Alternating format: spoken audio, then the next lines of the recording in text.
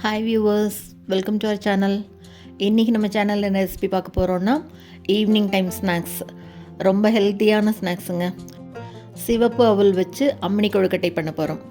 இந்த கொழுக்கட்டை எப்படி பண்ணுறதுன்னு பார்க்குறதுக்கு முன்னால் நம்ம சேனல் இன்னும் சப்ஸ்கிரைப் பண்ணலைன்னா கண்டிப்பாக சப்ஸ்கிரைப் பண்ணிடுங்க. கூடவே பக்கத்தில் இருக்கிற பெல் பட்டனையும் தட்டி விடுங்க. ஸோ நான் போடுற வீடியோ எல்லாமே உடனுக்குடனே நோட்டிஃபிகேஷன் வரும். வாங்க இந்த சிகப்பு அவல் அம்மினி கொழுக்கட்டை எப்படி பண்ணுறதுன்னு பார்க்கலாம். இதுக்கு ஒரு பவுலில் 1 கப் அளவு சிகப்பு கெட்டி அவல் எடுத்துக்கிறேன். இதை தண்ணி விட்டு நல்லா 2-3 தடவை வாஷ் பண்ணிக்கலாம். தூசு மண்ணெல்லாம் போகிற அளவுக்கு நல்லா வாஷ் பண்ணணும்.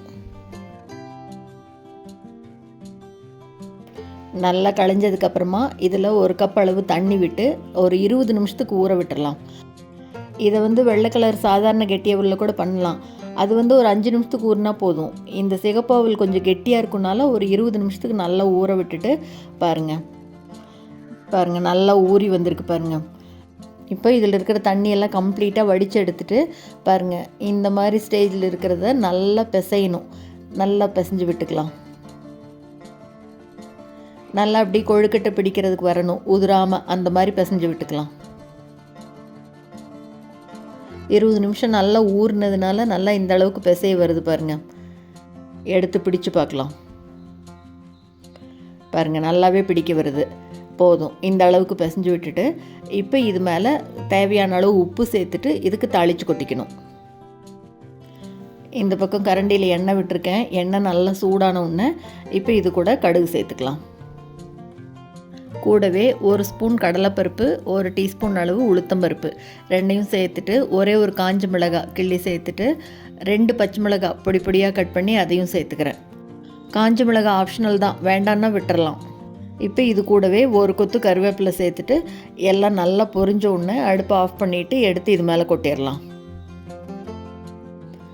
இப்போ இது எல்லாத்தையும் நல்லா அப்படி பிசைஞ்சு விடணும். தாளித்தது மேலே கை வச்சிடாமல் அவல் எடுத்து மேலே போட்டு பொறுமையாக பிசைஞ்சு விடணும்.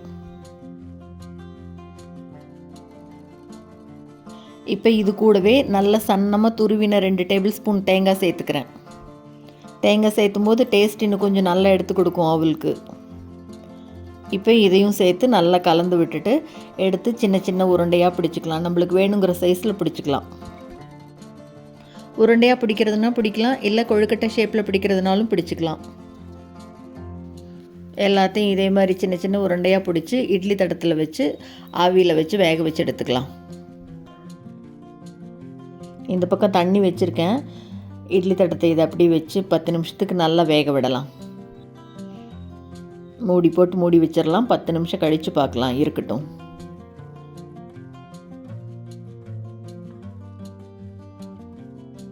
இப்போ 10 நிமிஷம் கழித்து அடுப்பை ஆஃப் பண்ணிவிட்டு ஆறுனதுக்கப்புறமா திறந்து பார்க்கலாம். நல்லா வெந்திருக்கு பாருங்கள். அப்படியே நல்லா சூப்பராக சாஃப்டான சிகப்பு அவல் அம்மினி கொழுக்கட்டை ரெடி ஆயிடுச்சு. இதுக்கு தேங்காய் சட்னியோ கார சட்னியோ தொட்டு சாப்பிட்றதுனாலும் சாப்பிட்லாம், இல்லை அப்படியே கூட சாப்பிட்லாம். கண்டிப்பாக இந்த ரெசிபியை நீங்களும் செஞ்சு பார்த்துட்டு மறக்காமல் கமெண்ட்டில் சொல்லுங்கள். இந்த வீடியோ உங்களுக்கு பிடிச்சிருந்ததுன்னா லைக் பண்ணுங்கள், ஷேர் பண்ணுங்கள், கமெண்ட் பண்ணுங்கள். மறக்காமல் நம்ம சேனலை சப்ஸ்கிரைப் பண்ணுங்கள். கூடவே பக்கத்தில் இருக்கிற பெல் பட்டனையும் தட்டி விடுங்க. ஸோ நான் போடுற வீடியோ எதுவுமே மிஸ் பண்ணாமல் பார்க்கலாம். தேங்க்ஸ் ஃபார் வாட்சிங்.